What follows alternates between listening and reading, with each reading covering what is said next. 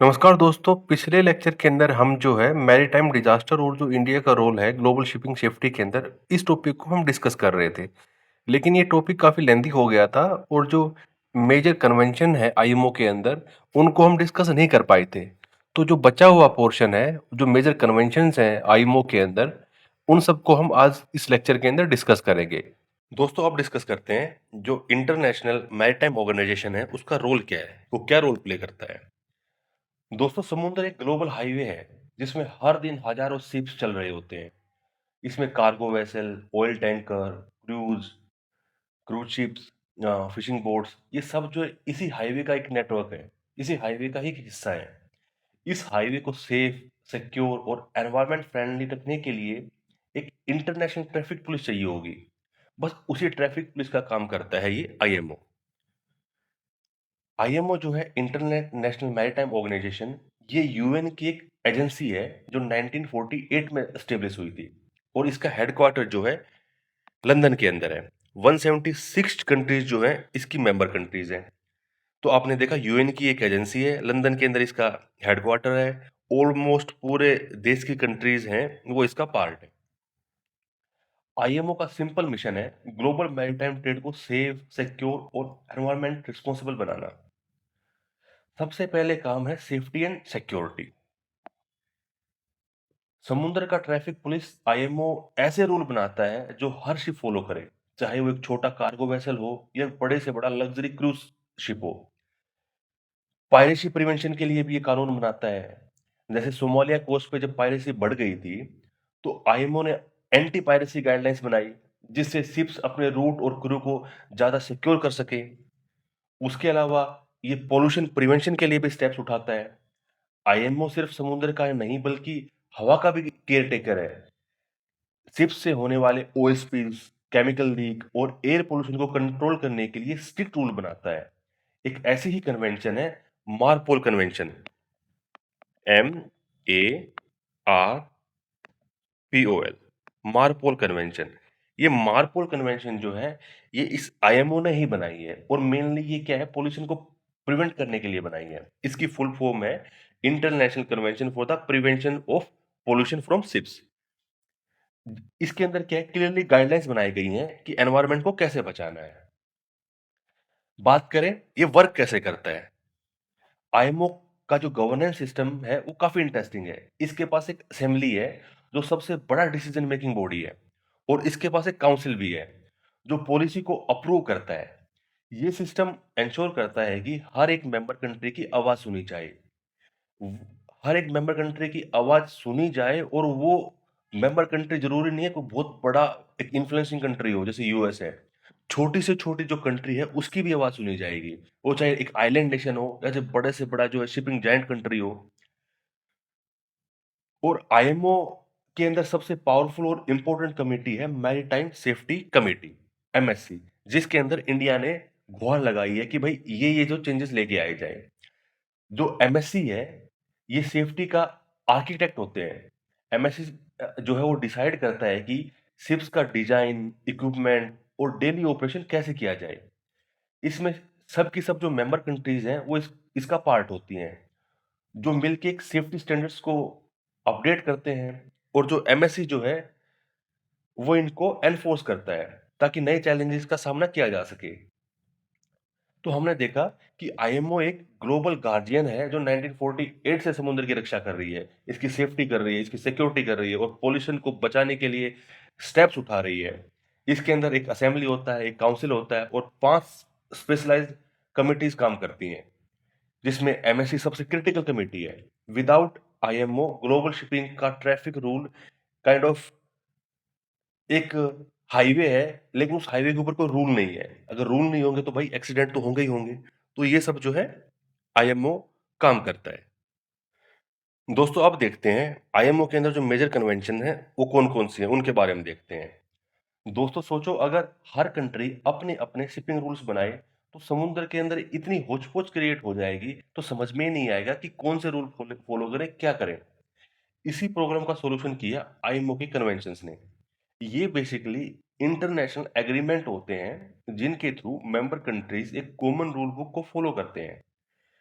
आसान शब्दों में आपको बताऊं, ये एक ग्लोबल मैरीटाइम रूल बुक है जिसका एम है रिस्क को कम करना, एनवायरनमेंट को बचाना और मैरीटाइम ट्रेड को सेफ बनाना। हर कन्वेंशन एक स्पेसिफिक प्रॉब्लम को एड्रेस करती है और इसका रियल लाइफ इंपैक्ट हमारी सेफ्टी और एनवायरनमेंट दोनों पर पड़ता है। बात करें सोलास की, तो सोलास जो है ये एक ट्रेजेडी के बाद बना था। 1974 के अंदर ये बनता है। इसको जो है सेफ्टी का बाइबल समझो आप समुद्र के अंदर। जो टाइटैनिक का डिजास्टर हुआ था उसके बाद जो सोलास बना, इसका फुल फॉर्म है safety of life at sea. SOLAS ensure करता है कि शिप्स का डिजाइन कैसा हो, उसके अंदर कैसे इक्विपमेंट होने चाहिए और इमरजेंसी के अंदर क्या करना चाहिए। लाइफ सेविंग स्टैंडर्ड्स को सेट करता है ये, जैसे कि लाइफ जैकेट का proper management, proper arrangement, life boats की एडुकेट नंबर ऑफ क्वालिटी और क्वांटिटी, फायर सेफ्टी ड्रिल्स। अगर ये सब होते तो सोचो टाइटैनिक के टाइम पे कितनी जान को हम बचा सकते थे। तो ये टाइटैनिक डिजास्टर के बाद बनता है और जो जो सेफ्टी के स्टैंडर्ड्स है ये सोलास के अंदर ही सेट किए जाते हैं। फुल फॉर्म मैंने बताई, सेफ्टी ऑफ लाइफ एट सी। बात करें आईएमडीजी कोड की, international maritime dangerous goods code. इसका काम है हैजार्डस कार्गो जैसे केमिकल्स, एक्सप्लोजिव और लिथियम बैटरीज को सेफली ट्रांसपोर्ट करने के रूल सेट करना। इसमें पैकेजिंग, लेबलिंग और डॉक्यूमेंटेशन का एक ग्लोबल स्टैंडर्ड सेट होता है। ये वैसे ही है जैसे आप कुरियर में एक फ्रजाइल आइटम भेजते हो तो उस पर लिख देते हो हैंडल विद केयर, आप ऐसा स्टिकर चिपका देते हो। बस समझो ये उसका एक समुद्र वर्जन है, लेकिन बहुत ज्यादा स्ट्रिक्ट और डिटेल्ड वर्जन है ये। बात करें ओपीआरसी एंड ओपीआरसी एचएनएस की। ओपीआरसी का मतलब है oil pollution preparedness and response and corporation cooperation. और जो ओपीआरसी एचएनएस है ये उसका हैजार्डस केमिकल वर्जन है। इनका जो काम है, जब ऑयल स्पिल या केमिकल समुद्र के अंदर गिर जाते हैं, लीक हो जाते हैं, तो उनको क्लियर करना वो इनका काम है। ये कैसे कोऑर्डिनेट करेंगे और कितने टाइम के अंदर वो जो स्पिल हुआ है, जो डेंजरस केमिकल्स समुद्र के अंदर लीक हुए हैं, उसको कितने टाइम के अंदर ये कंटेनमेंट कर लेंगे, उन सब के लिए ये रूल बनाता है। बात करें एएफएस कन्वेंशन की, इसकी फुल फॉर्म है anti fouling system convention. Anti fouling system convention के अंदर क्या होता है, शिप्स का जो बॉटम एरिया होता है उसके अंदर है ना पहले एक हार्मफुल कोटिंग की जाती थी। लेकिन ये कोटिंग क्या हुआ, जो मैराइन स्पीसीज होती है उनको डैमेज करती थी और साथ साथ जो इन्वेजिव स्पीसीज होती हैं उनको एक एरिया से दूसरे एरिया में लेके जाती थी। बाद में क्या किया, इस कन्वेंशन के अंदर इस कोटिंग को बैन कर दिया गया। अगर कोटिंग को बैन कर दिया तो जो इन्वेजिव स्पीसीज है वो एक एरिया से दूसरे एरिया में नहीं जा पाएंगी। दोस्तों, इंडिया सिर्फ एक लैंड बेस्ड नेशन नहीं है, बल्कि एक मैरीटाइम पावर है। हमारे पास अराउंड 7500 किलोमीटर की एक लंबी कोस्ट लाइन है। काफी बिजी पोर्ट है जैसे कि मुंबई, चेन्नई, कोची। और यहाँ पे हर साल हजारों शिप्स इस मैरीटाइम एरिया से गुजरती हैं। तो समुद्र की सेफ्टी के लिए हम आईएमओ जैसी इंटरनेशनल बॉडी का पार्ट तो हैं, लेकिन सिर्फ उनके रूल्स पे ही हम डिपेंडेंट नहीं है। हमारे पास अपने डोमेस्टिक लीगल फ्रेमवर्क्स भी हैं जो मैरीटाइम सेफ्टी, एनवायरमेंट प्रोटेक्शन और डिजास्टर रिस्पॉन्सेस को इंश्योर करते हैं। आज हम मेजर 4 जो मैरीटाइम लॉज हैं इंडिया के अंदर उनको डिस्कस करेंगे। तो सबसे पहला आता है मर्चेंट शिपिंग एक्ट 1958। ये समुद्र की सेफ्टी का मैनुअल है। ये एक्ट इंडिया के मैरीटाइम बैकबोन है। इसके अंदर शिप्स का डिजाइन, उसका सर्वे, उनका रजिस्ट्रेशन और नेविगेशन, इन सब के रूल बनाए गए हैं। साथ ही क्रू के वेलफेयर और पोल्यूशन को कंट्रोल करने के लिए भी स्ट्रिक्ट प्रोविजन इस एक्ट के अंदर प्रोवाइडेड है। सोचो अगर कोई फॉरेन शिप इंडिया के वाटर में पोल्यूशन करे तो उसके अगेंस्ट लीगल एक्शन जो होगा वो इसी एक्ट के आधार पर ही होगा। दूसरा है एनवायरमेंट प्रोटेक्शन एक्ट 1986। जो एनवायरमेंट प्रोटेक्शन 1986 है, ये भोपाल गैस जो ट्रेजेडी हुई थी उसके बाद ये बनाया गया था। पर इसका मतलब ये नहीं है कि ये लैंड पोल्यूशन के लिए ही एप्लीकेबल है, बल्कि जो मैराइन इकोसिस्टम है ये उसको भी प्रोटेक्ट करता है, ये वहां पे भी लागू होता है। जो oil spills, industrial waste, dumping या जो केमिकल लीक होता है, ये सब के ऊपर ही लागू होता है एनवायरनमेंट प्रोटेक्शन एक्ट 1986। उसके बाद तीसरे नंबर का जो एक्ट है वो है NOS-DCP, national oil spill disaster contingency plan, ये इसकी फुल फॉर्म है। ये जो इंडियन कोस्ट गार्ड है उनके लिए होता है।